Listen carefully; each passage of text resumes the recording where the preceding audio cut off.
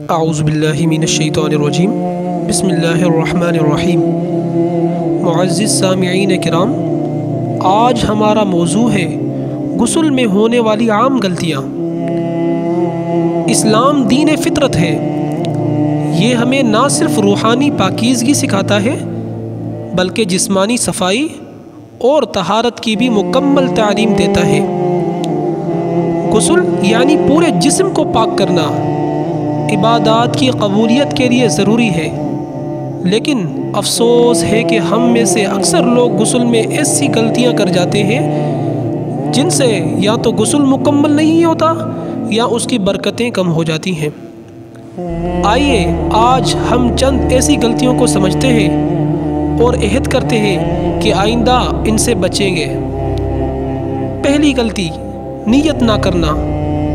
بعض لوگ نہاتے ہیں لیکن دل میں نیت نہیں کرتے کہ وہ غسل جنابت یا غسل فرض کر رہے ہیں۔ یاد رکھیں، بغیر نیت کے عبادت نہیں ہوتی۔ نیت دل کا عمل ہے، زبان سے کہنا ضروری نہیں لیکن دل میں ارادہ ہونا چاہیے۔ دوسری غلطی، کئی لوگ جلدی میں ہوتے ہیں اور جسم کے بعض حصے جیسے کانوں کے پیچھے بغلیں، ناف اور انگلیوں کے درمیان پانی نہیں پہنچاتے۔ یاد رکھیں، جب تک پورے جسم پر پانی نہ پہنچے غسل مکمل نہیں ہوتا۔ تیسری غلطی، خاص طور پر خواتین یا وہ افراد جن کے بال گھنے ہیں وہ بالوں کی جڑوں تک پانی نہیں پہنچاتے، حالانکہ یہ فرض ہے کہ سر کی کھال تک پانی پہنچے۔ چوتھی غلطی، نبی کریم صلی اللہ علیہ وآلہ وسلم کا طریقہ یہ تھا کہ غسل سے پہلے وضو کیا کرتے تھے۔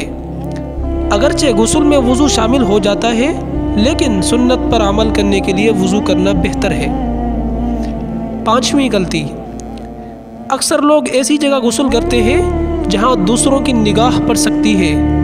اسلام نے پردے کا بہت اہتمام کیا ہے، حتیٰ کہ تنہائی میں بھی پردگی سے منع کیا گیا ہے۔ چھٹی غلطی، اگر نجاست والی جگہ کو اچھی طرح نہ دھویا جائے تو غسل کا مقصد ہی فوت ہو جاتا ہے اور نماز بھی درست نہیں ہوتی۔ معزز سامعین، یہ چند غلطیاں ہم میں سے بہت سے لوگ لا علمی میں کرتے ہیں۔ ہمیں چاہیے کہ علم حاصل کریں اور سنت کے مطابق غسل کریں تاکہ ہمارا جسم بھی پاک ہو اور ہماری عبادت بھی قبول ہو۔ اللہ تعالی ہمیں طہارت کے اصولوں کو سمجھنے اور ان پر عمل کرنے کی توفیق عطا فرمائے۔ آمین یا رب العالمین۔